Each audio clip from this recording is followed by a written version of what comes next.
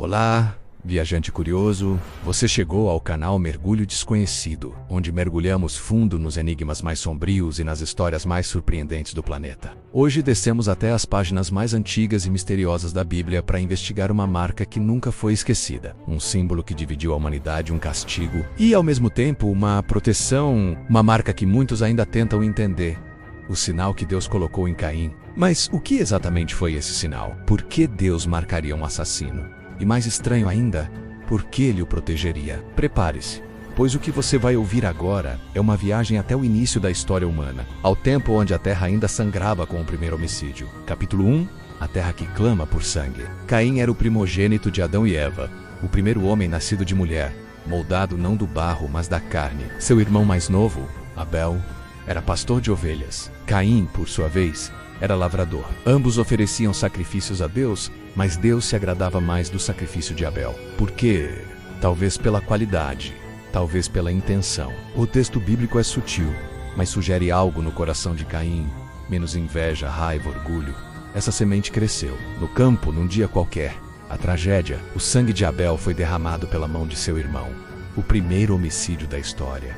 E então, Deus apareceu. Que fizeste, Caim? A voz do sangue do teu irmão clama a mim desde a terra. Caim, agora amaldiçoado, ouviria a sentença. A terra não lhe daria mais seu fruto. Ele seria errante e fugitivo. Mas foi nesse momento que algo inesperado aconteceu. Capítulo 2. O pedido de um assassino. Caim, mesmo após cometer o primeiro assassinato, implora: é maior a minha maldade do que a que possa ser perdoada. Eis que hoje me lanças da face da terra, e da tua face me esconderei. E serei fugitivo e errante pela terra. E será que todo aquele que me achar me matará? Caim teme ser morto por vingança, mas por quem, se só havia Adão, Eva e ele? Aqui começa o primeiro mistério. Quem eram os que poderiam matar Caim? A tradição judaica, apócrifos e estudos rabínicos sugerem que Adão e Eva tiveram muitos outros filhos e filhas, e que o mundo se enchia lentamente. Outras teorias ainda mais misteriosas falam de linhagens paralelas de criaturas pré-adâmicas, mas deixemos essas hipóteses para outro mergulho. O que importa agora é a resposta de Deus. Ele não destrói Caim. Pelo contrário, coloca sobre ele um sinal dizendo: portanto, qualquer que matar a Caim, 7 vezes será castigado. E então, o Senhor pôs um sinal em Caim, para que ninguém o ferisse. Mas que sinal foi esse? Capítulo 3. A marca invisível. A Bíblia não diz o que foi o sinal. Não descreve sua forma, cor, localização, se era visível ou espiritual. Isso abre as portas para 1000 interpretações, menos algumas assustadoras. Alguns dizem que foi uma marca na testa, que brilhava ou queimava. Outros acreditam que era uma mutação no corpo. Há tradições antigas que falam de um sinal no olho, como um brilho estranho que fazia os homens recuar. No livro dos Jubileus, um texto apócrifo, acredita-se que o sinal era algo tão terrível que ninguém ousava tocar em Caim.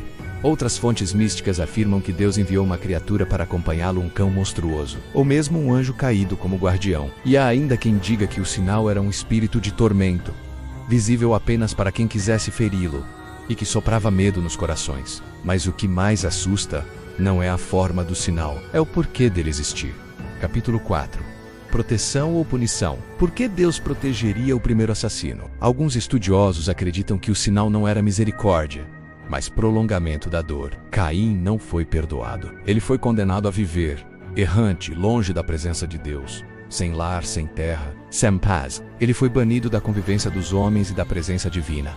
Mas não podia morrer. Talvez o sinal fosse isso: uma prisão viva, um lembrete eterno de sua culpa. Há teorias que afirmam que Caim se tornou uma figura maldita, imortal, um ser condenado a vagar pela terra, nunca morrendo, nunca sendo aceito. Um precursor das lendas de vampiros, ou até mesmo de seres amaldiçoados da mitologia universal. Na cultura hebraica, a ideia do sinal de Caim passou a simbolizar a marca do pecado, da rejeição e ao mesmo tempo da proteção divina contra a justiça humana. Em outras palavras, era Deus dizendo: a justiça é minha, não de vocês. Capítulo 5.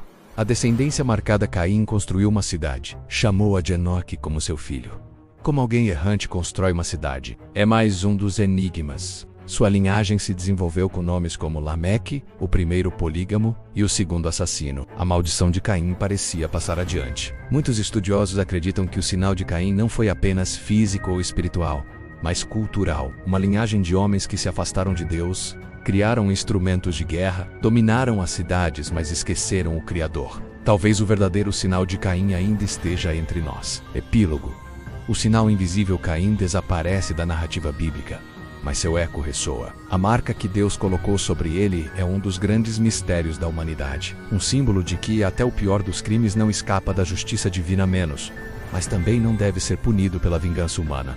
Caim foi punido, mas poupado. E você, viajante curioso, acredita que o sinal de Caim era uma maldição? Ou um ato de misericórdia?